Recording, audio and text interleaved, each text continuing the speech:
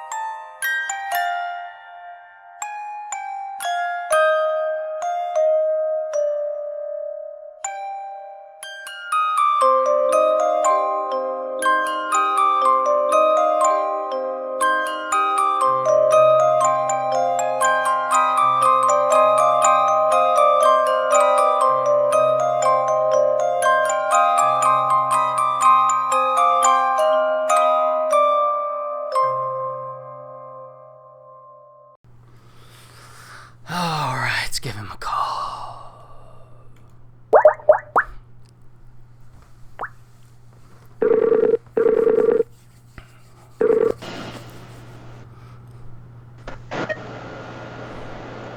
Hello? What you doing? Nothing. Just chilling. What are you doing? Oh, just getting set up out of town. A little different digs, trying to get used to it. Yep. Yep. Are you wanting to record a show or something, I guess? Yeah, I'm ready. Are you ready? Don't give me that face. Stop it. Alright. Hang on. You caught me when I was outside smoking. All right, I'm here. I'm waiting as always. Alright, hang on one second. Okay.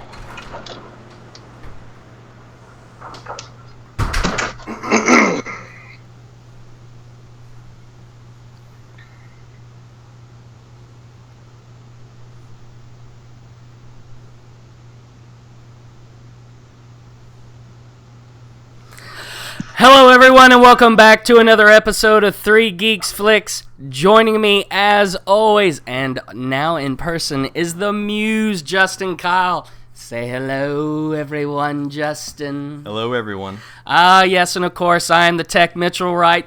This is a very special Three Geeks Flix. Not often, not ever, have we got to do one of these in person, but happen to be in the same time, zone, space, whatever the hell you want to call it. And so we figured, why not? We've actually had this planned for a while, ladies and gentlemen. This is going to be your Christmas special of warm blankets. Now, of course, those of you that have not watched before, well, guess what? I'm going to make the Muse again explain to you what a warm blanket is, and this time in person, he doesn't have much choice.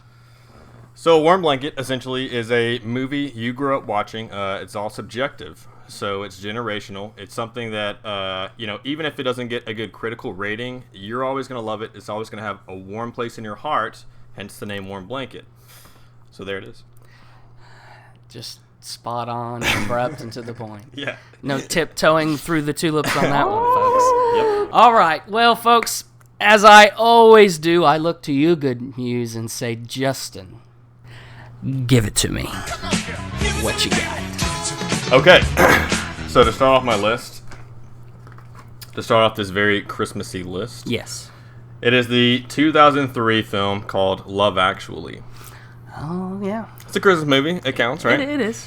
What It a is. great, solid, just a feel-good movie. It's very original. Is almost considered a chick flick, but not really. I still enjoyed it. I liked it a lot, right? Okay. It's solid. It's a solid movie. It's all right, movie. The music by Craig Armstrong was fantastic. You're talking about a great ensemble cast. It's a good feel-good film all the way through. Okay. Love Actually. Okay. What would you rate it? Oh, that's tough. That's why I'm here. Yeah, I know, right? I'll give it a solid 8. Okay. 8. Not too crazy, but Okay. It's a good, solid. It's not a fantastic film, but it's a good film. Right. Gotcha. Right. My first movie is the 1988 Christmas classic, and if you don't think this is a Christmas movie, you're wrong. Die Hard by John McTiernan. Bruce Willis, Alan Rickman, the late great Alan Rickman, Bonnie Bedelia, Reginald Dell Johnson, or it's Della Johnson, whatever, his name's something. He was the cop, and Paul Gleason, of course, from The Breakfast Club, that was the principal, and William Atherton, that was kind of the redhead of his time in the '80s, late '80s, I guess. I don't know. Yeah, he was. If you don't think this is a Christmas movie, you are sorely wrong. He goes to the Nakatomi Tower to see his wife on Christmas. They are having a Christmas party, and all hell breaks loose. So, if that doesn't scream Christmas to you, I don't know what does. Fantastic film. Bruce Willis breaking out as the action star of the late 80s, early 90s, still doing it today. Die Hard is still well and alive. I don't care who you are. I don't care what you think. This movie is a 10. Yeah, absolutely. It's a groundbreaking action film. This was a benchmark when it came to action movies moving forward, especially in the 90s. And you're absolutely right. It is a Christmas movie. It is a Christmas movie, and it's a one-of-a-kind Christmas movie. Yes. For that reason. And you're absolutely right. It is groundbreaking. So, what a great choice. And who doesn't do or didn't do a smart villain better than Alan Rickman? Again, yeah. It's a benchmark. Even the villain, that's a benchmark moving forward for future films. Indeed. Great choice. Man, that's going to be tough to beat that. But I'll try. Okay. You will try. My next film is the 2000 release of a movie called Family Man with Nicolas Cage, right? I've heard of it. I've heard of it. So it's a good story. It has some parallels to some other Christmas themes. Essentially, he's a businessman, and then he gets a wish, or he gets a visit from an angel, and then that shows him what his family life could be had he have not pursued his career instead. Right. And again, it's a Christmas film, like most of them on this list. It's a really heartfelt, family-friendly movie. It makes you feel good at the end. And, it shows you, this is a prime example of what shows you how important family is, as most of them on these lists. Yeah. But yeah, it's not groundbreaking or anything like that. I will say this was Nicolas Cage when he was still considered one of the best actors on the planet. Oh, Cage in his prime, yeah. You have to give that to him. So I'll give it an 8.5. Ooh, okay. Cage still well ready and oiled and not on the blacklist, huh? Well, I don't know, man. He's always going to be Nicolas Cage. That's the thing. He's always going to be that Con Air. Put the bunny back in the box. He'll always have that, right? So, I don't know. I'll give you that, yeah. Yeah. Nick Cage in his prime, very nice. Yeah, very nice. Well addition. Thank you. My next film is a 1992 film. It is a Mr. Tim Burton film, but not the one that everybody is probably thinking that I would say. This is Batman Returns. Okay. Now, you got to stop and think. Interesting choice. This was a Christmas movie. It was during winter in Gotham. Mm-hmm. There was the Christmas parade. Yeah, that's true. There was a Christmas tree lighting to where she died. Mm-hmm. I remember. Yeah. So, in essence, this is a Christmas film. Yeah, and the climax happens, I think, on Christmas night, doesn't yes, it? Yeah, yes. Yeah, I mean, you got Michael Keaton, Danny DeVito. You've got Michelle Pfeiffer in her prime. Tasty. Yes, and then, of course, you've got Mr. Christopher Walken. Oh, yeah. I mean, not only were you in Gotham during winter, but you were walking in a winter wonderland, folks. So, I mean, come on. Right. It doesn't get much better. Now, this was, of Batman and Batman Returns, this wasn't necessarily as grittiness, not as truly gritty and serious, I would say, as the original Batman with Keaton. This is where it got a little more playful and fun and a little more comic-y, and I don't know if that's what Burton was going for this time because maybe he got a little backlash because it was too dark. But it was a good film. It was easily an 8.5. No problems there. Maybe a 9 because you've got such a great cast, and I honestly have to give it to the cast. The cast was all spot on. Yeah. And the comedic stuff and the overly comic feel in some times of the movie weren't too heavy and weren't too overbearing. So right. This is definitely a 9. This was the last good Keaton, Burton, Batman, of course. Everyone after this was forgettable, minus probably Kilmer. Kilmer was a decent Batman, though the story may have been a little stretched and waned at times, especially with Carey and his portrayal. But other than that, yeah, this was definitely a 9. But yes, Batman Returns, if you don't believe it's a Christmas movie, go back and watch it. Yeah. And this was completely on accident, by the way. Or was it? Who's been peeking in my parents' windows? Yes. That's right. You know what? What a great choice, because it is a Christmas movie, but this is the Burton at his most Burton-esque when it comes to a Batman film. Yeah. So this one has more signature Burton shots, more Burton quirkiness than the first one did. The first one's groundbreaking for sure. Batman 1, but this is I actually like the Batman Returns a little bit better than the first Batman. I honestly do, because I think it's more Burton at his prime, his signatures.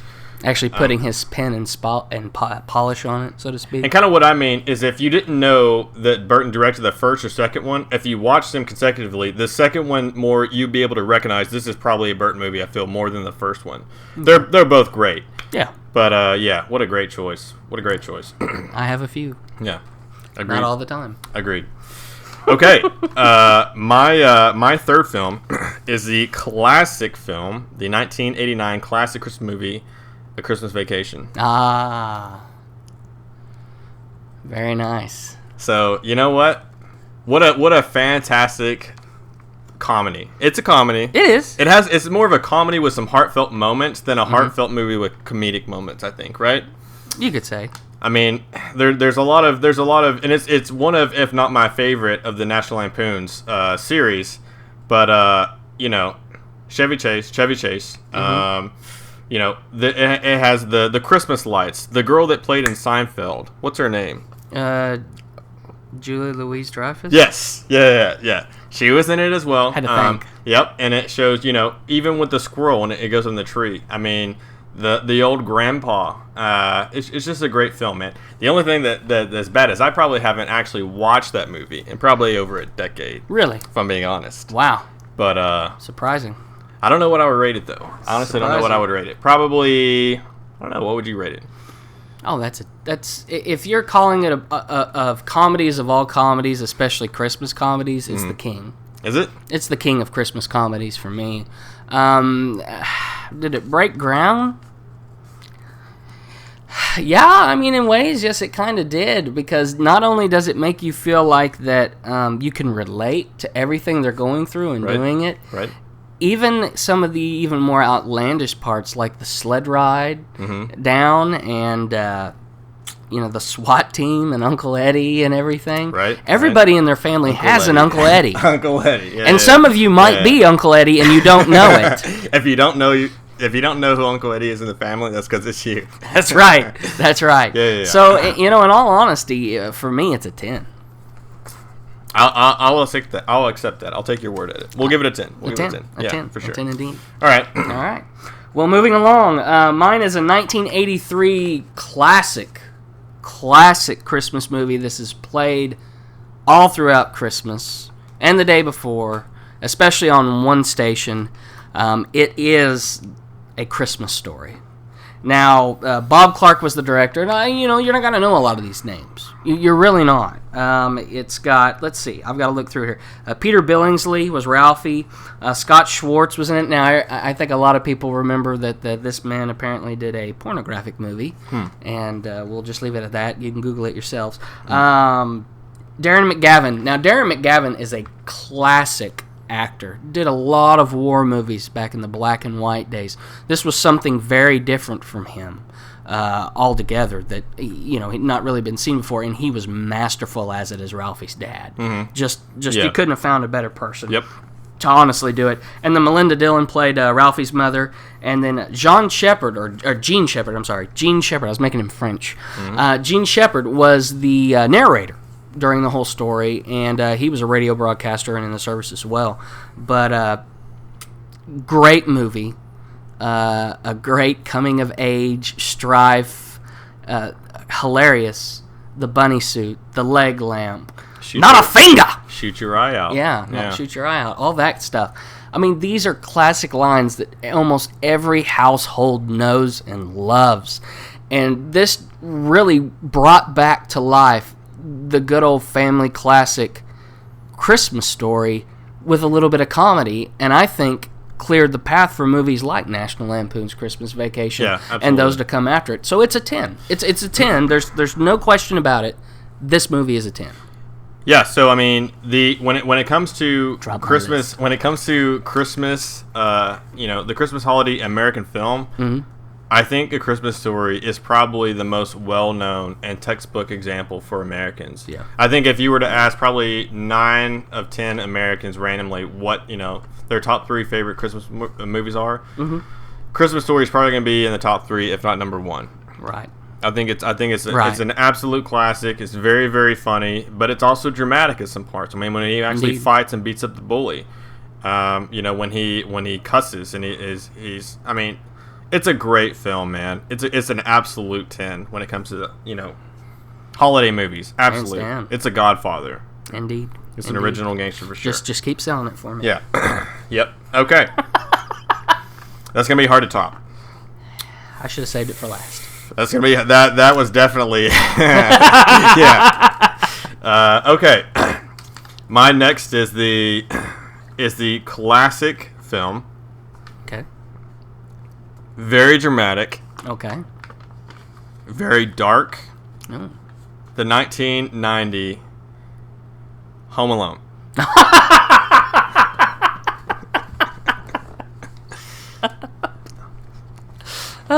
Now, good pick. I wasn't exactly kidding when I said it's very dark. So Yes.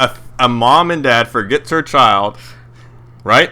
And they go off to essentially another country, and there are 2 men that are trying to kidnap and break into this boy's home. Mm-hmm.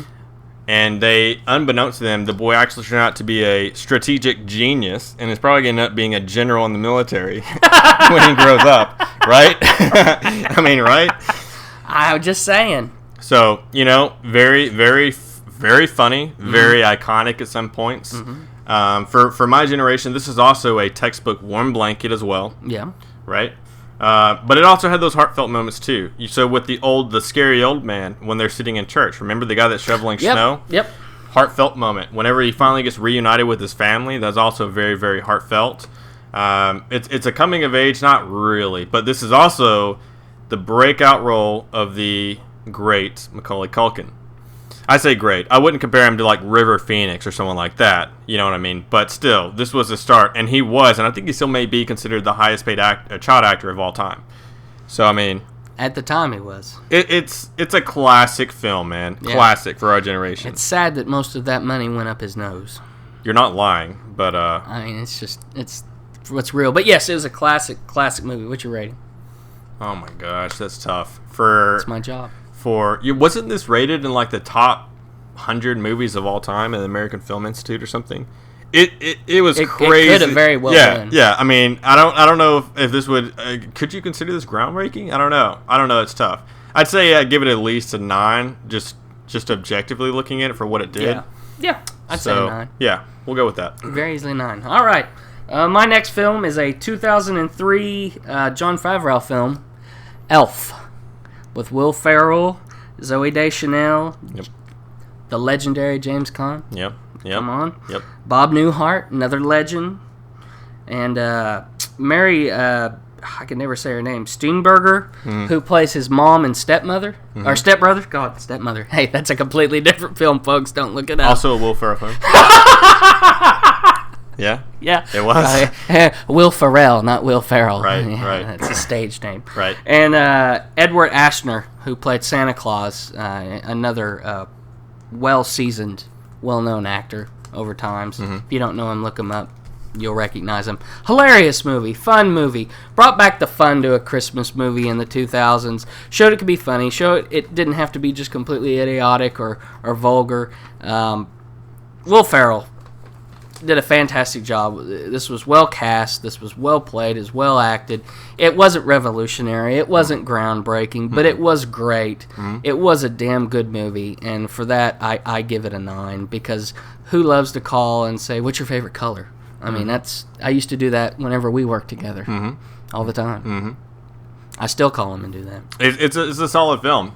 I mean, it's if there was going to be like a clutch list, this would be at the top of a clutch list for holiday movies for sure. For sure. Indeed. All right. All right, your last one. Now I say I'm automatically going to say this is not objectively the best Christmas film on the list because you have A Christmas Story. Right.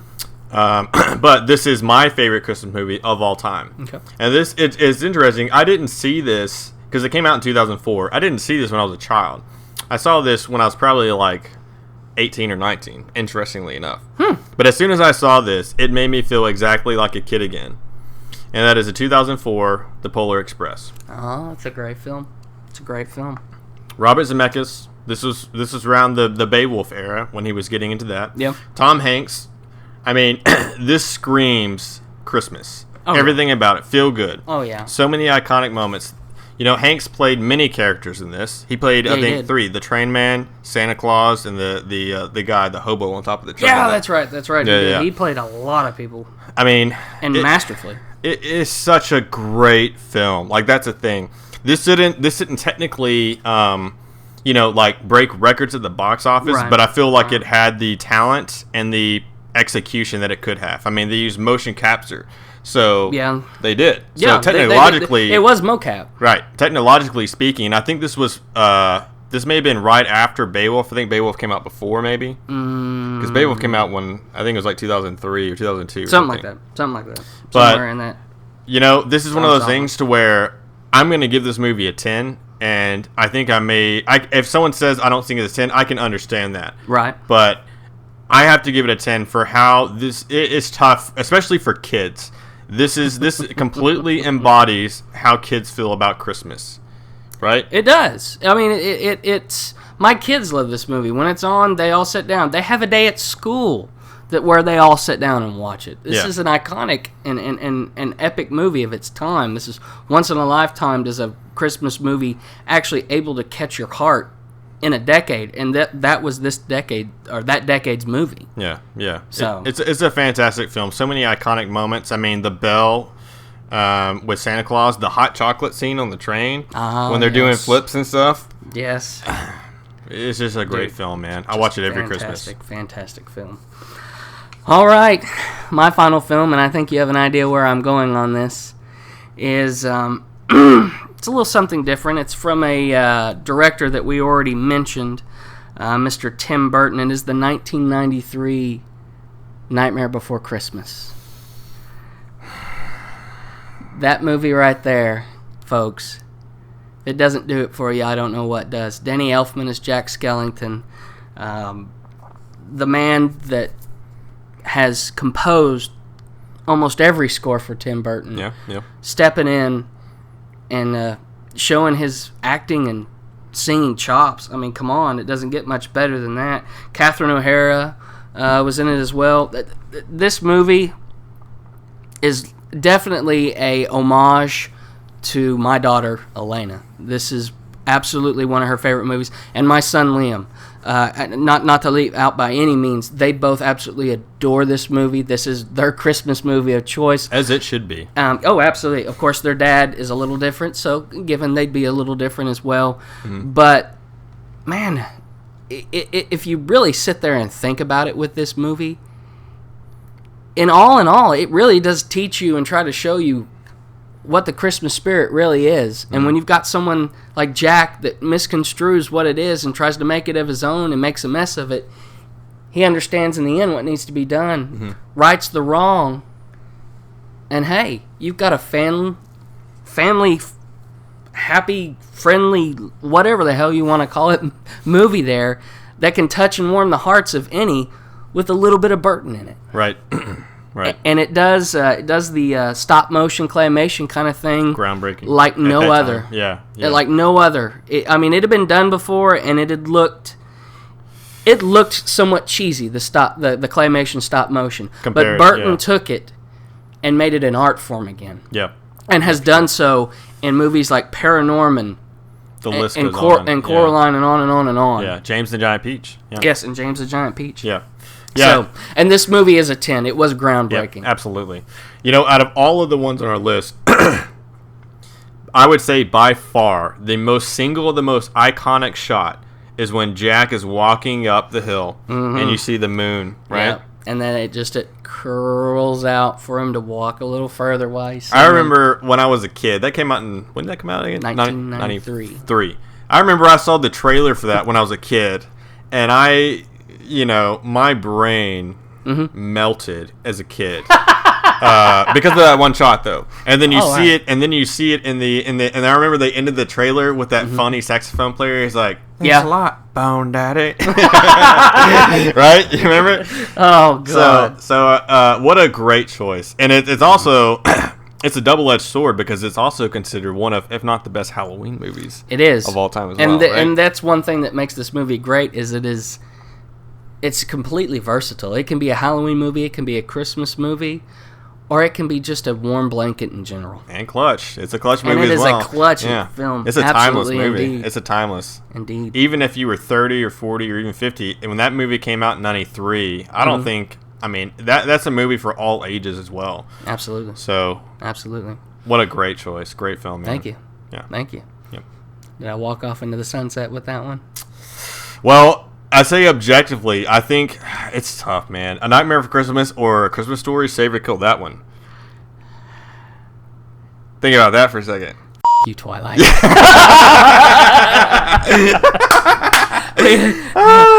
It was a matter of time. It was going to happen. Oh, man. All right. It was going to happen. So check us out on Facebook, 3 Geeks Flix. Like, subscribe, holler, whatever the hell you do on Facebook. Get involved. If you don't have Facebook, check us out on Twitter. Follow, troll. Let us know you're out there. Hey, we keep telling y'all we are not untouchable. I mean, I can do this. I don't advise you do this. Stop it. Yeah. But really, folks, get involved. This is a community for all of us that love movies, love film, especially these types of film. We're out there for you. We want to give you a voice. We want to get you involved. That way we can have you on any one of our shows on YouTube, of course. 80 plus and counting for your viewing enjoyment. Indeed. Did I miss anything good, sir? No. No? Not at all. Not at all? Not hiding any butter knives anywhere? Oh, I got some. No, that's okay. We're good. Okay. We're just going to go on with that. Okay. You frighten me sometimes. Well, good. Especially right now. That's why my phone is right here in front of me. But anyway, appreciate you all sticking around and stay tuned to the glow of those monitors because we're going to catch you next time. Good night.